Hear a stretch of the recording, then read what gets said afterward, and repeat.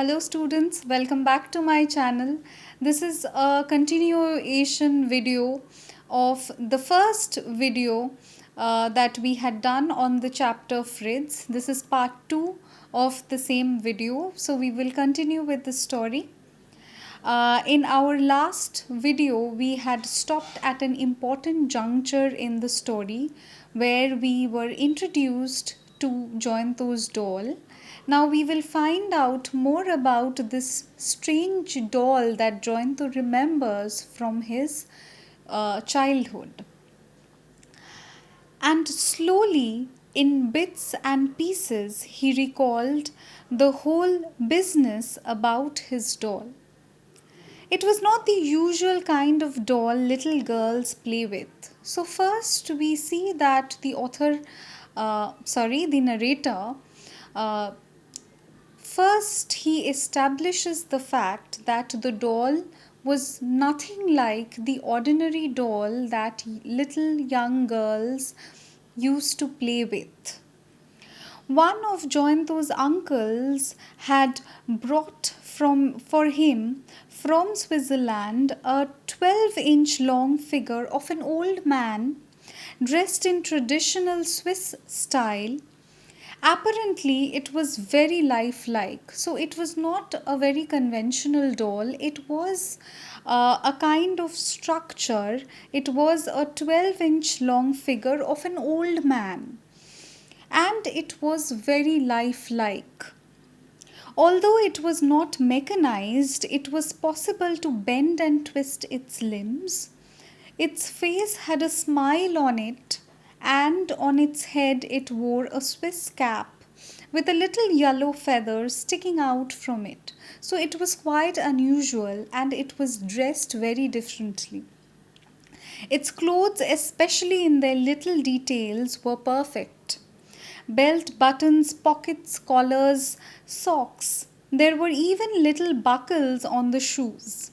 This portion is important because generally you get questions, short questions from this portion. The description of the doll is very important as far as examination questions are concerned. So please remember to mark this portion. His uncle had returned from Europe shortly before Jayanto left for Bundi with his parents. The little old man had been bought in a village in Switzerland. The man who sold him had jokingly said to Jayanto's uncle, "He is called Fritz. You must call him by this name. He won't respond to any other."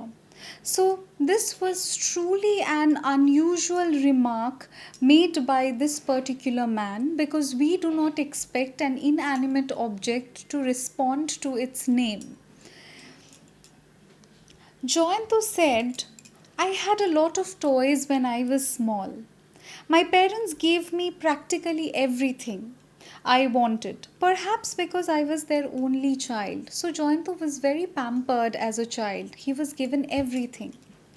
But once I had Fritz, I forgot all my other toys. I played only with him. At a time came when I began to spend hours just talking to him. Our conversations had to be one-sided, of course, but Fritz had such a funny smile on his lips and such a look in his eyes that it seemed to me as though he could understand every word. Sometimes I wondered if he would actually converse with me, if I could speak to him in German. Please note the vivid details in which he remembers everything. It is quite unusual that Jayanto could recollect each and every thought that he had, even after 31 years. It shows that how deeply he was connected with this particular doll. Now it seems like a childish fantasy, but at that time the whole thing was very real to me. My parents did warn me not to overdo things, but I listened to no one. I had not yet been put in a school, so I had all the time in the world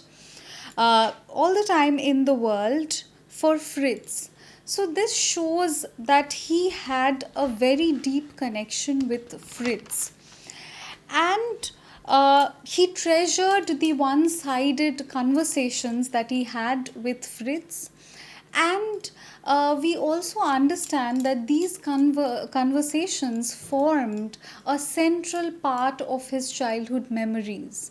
And that is why we could understand as readers, we could understand that why he was so obsessed with the doll.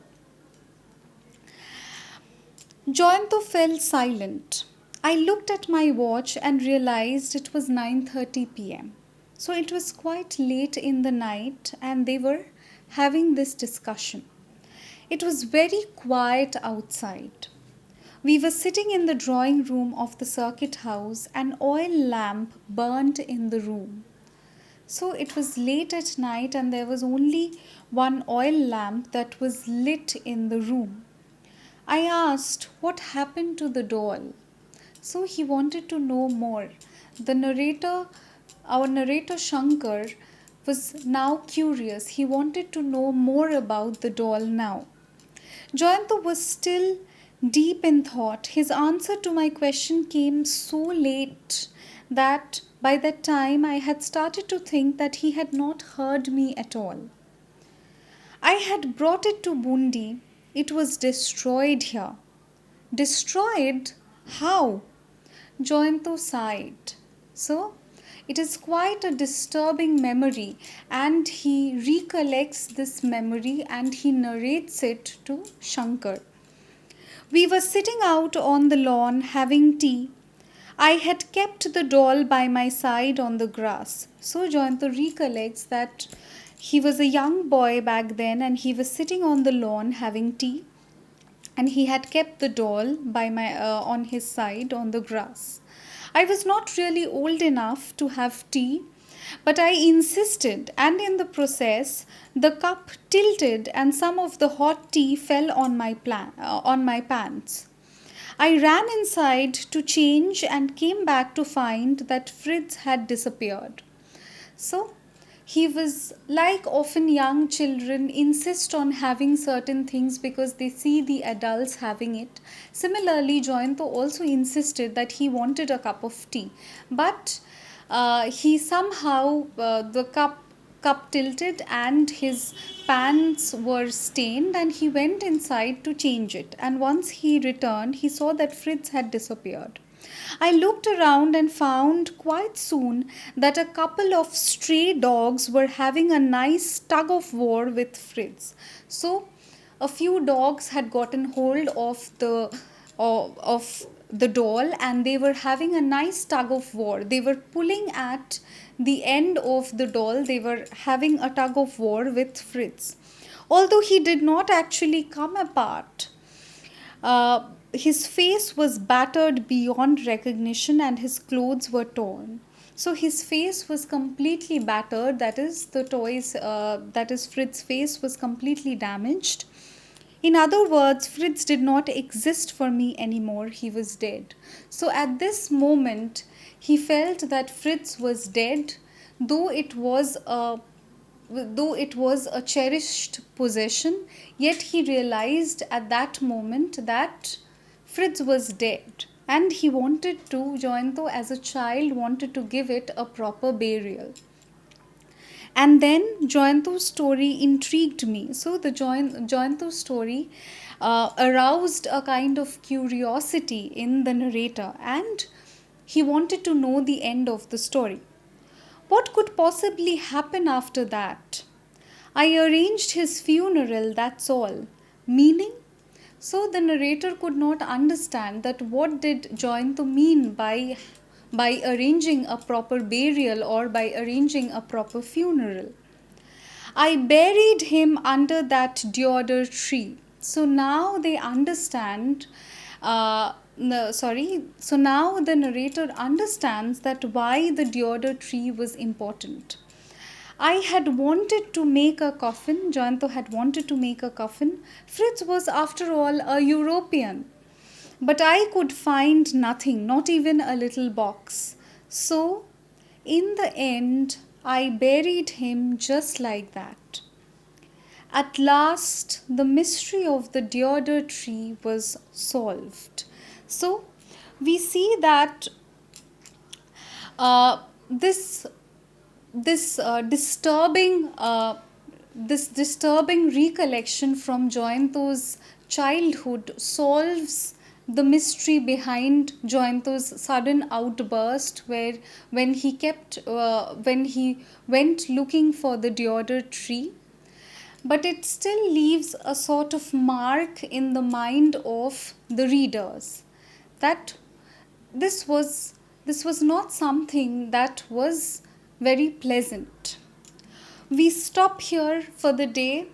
The final part of the story will be explained in another video where we will deal with the ending of the story in a detailed fashion. Till then, if you like my video, if you like my work, please subscribe to my channel. Please like and share the video. And if you have any inputs, any comment, anything that you would like to express, please feel free to express yourself in the comment section. And I will try to reply to each and every comment that I receive. Thank you. I will meet you in the next video.